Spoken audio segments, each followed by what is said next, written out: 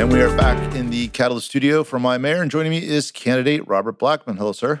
Good to see you. How's life on the campaign trail? Couldn't be better. Just had that forum last night in here amongst friends talking about the issues. What could be better? All right. Today we're talking about our content diets, or your content diet. So we're looking at how you get your information, news, non-news, and your fun stuff, excluding the catalyst, of course. So let's start with news. So local news, one thing I know you just said excluding the Catalyst, but I do go to the Catalyst a lot.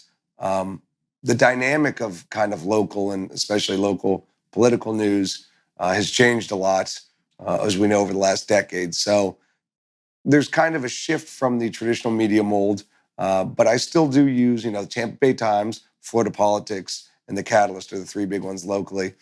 Tampa Bay Times is still a great resource, but we're seeing this trend towards kind of more tech-based, online-based media just because you can be more nimble, you can move quicker, you don't have the overhead, you don't have the big budgets that make everything so costly.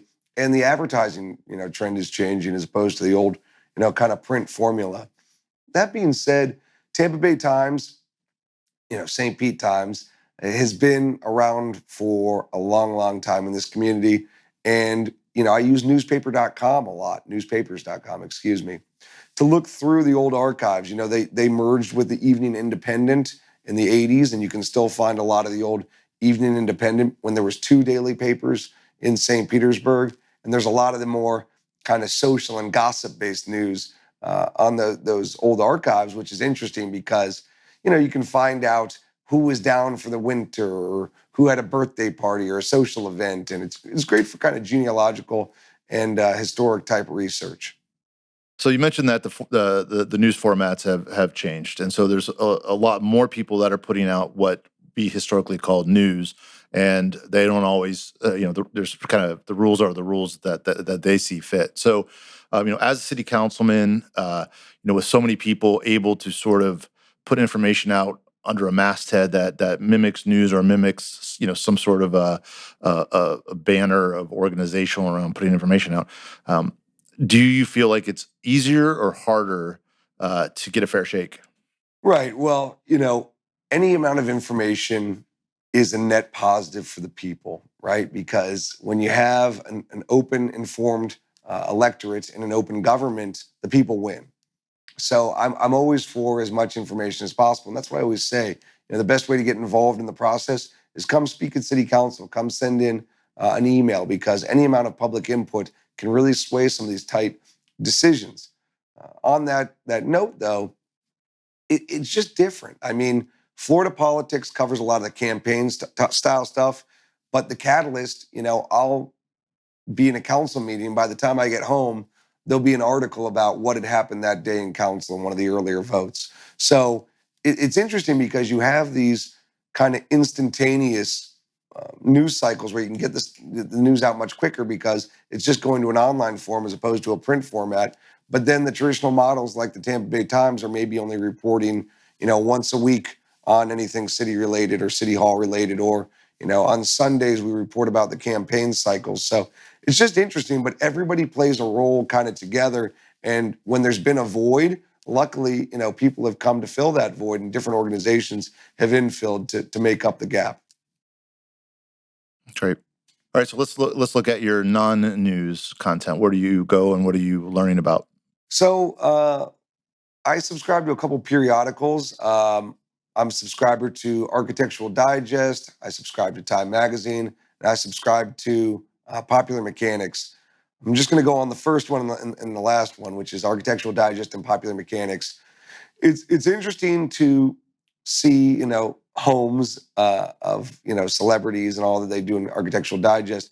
And it's interesting on Popular Mechanics to see, the newest gadgets. But really what I like on both of those is the STEM focus, right? The actual architecture, kind of the beauty behind design.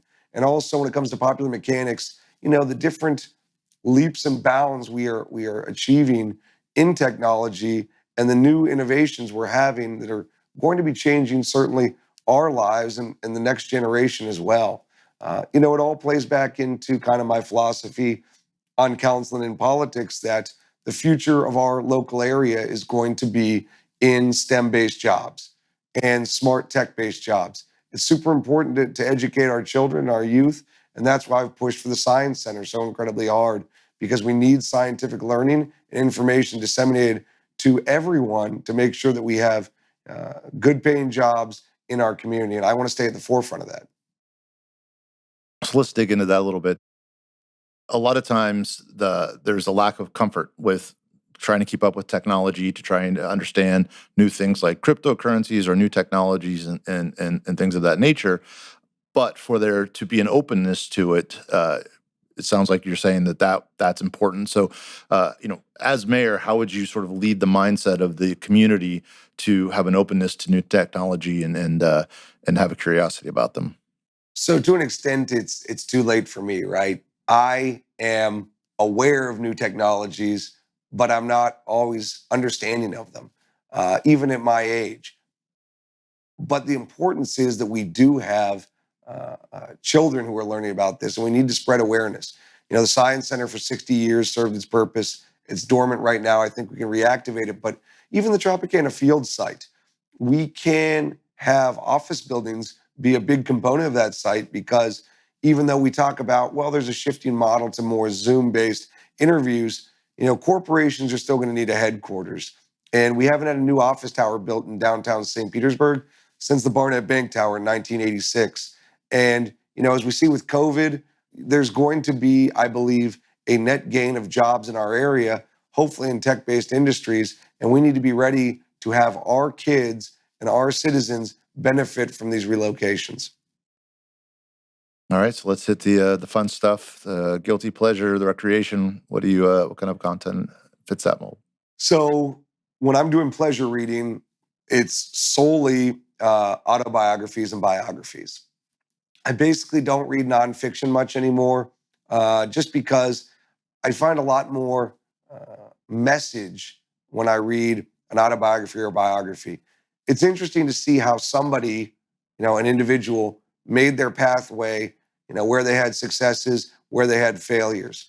When I was a kid, I started reading these autobiographies and biographies, and I just never stopped. So Lee Iacocca, Steve Jobs, Bill Gates, Wayne Huizenga, who owned a bunch of sports franchises and was the man who brought Blockbuster to prominence, including Waste Management and AutoZone. Jack Eckert, a local guy. Frank Morsani, another local guy, a book I read a couple of years ago. There's just so much you can take from the message from people who have certainly strived for the top levels of success. And you can learn from where they were successful and where they faltered. Jack Eckert ran for office, I want to say 2 or 3 times. He ran for governor and he ran for Senate. Never was successful. Got the nomination a couple times for his party and never won. And it's just interesting to see, where things worked for people and where things didn't, and relating that back to your own life. So I'm a big fan of anything that's autobiographical or biographical.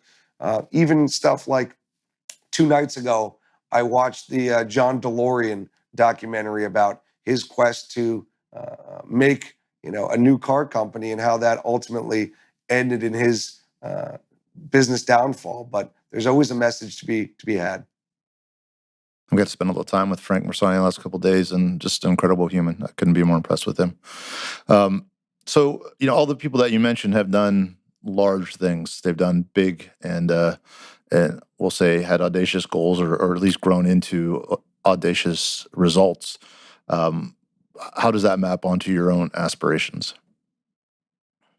Well, I'm still kind of reflect on the fact that I said Stroven, but it does relate into your own aspirations. So, I really try and follow everything I can, and it just makes you think about how far we've come, kind of as a city, and how far I've come in my life, but how much more I have to go, and how you got to sometimes take a risk to have a big reward. I've taken a big risk in my life as part of the reflection I see. After 2 years on the council, I'm running for mayor. And I could have basically stayed in a safe position on council for another 6 years, 2 more years on this term, and then I probably could have been reelected. But I chose not to. I chose to run for mayor in an open seat right now. And it wasn't for personal aspirations so much as it was for, I saw the ability to make change on a greater level because that's why I got involved in politics in the first place. On the council, I've fought for measures I thought represented our whole city, not just certain segments. And that's what I want to continue to do. So, always trying to glean information I can of how to be a better leader, how I can be more effective, how I can represent people better. That's the kind of stuff that motivates me is how we can do a better job. A book I recently read and bought for a couple other people is the book Stadium for Rent. That's important to me to understand the background of where we're at because we have a big redevelopment opportunity at Tropicana Field, and it's good to know the background of how we got to where we are. So always we can learn from the past, not just past mistakes from any of our past, though, and it can be a roadmap moving forward. Great. Candidate Robert Blackmon, thanks for joining us again on My Mayor. See you again shortly. Thank you, as always, for having me. Appreciate it.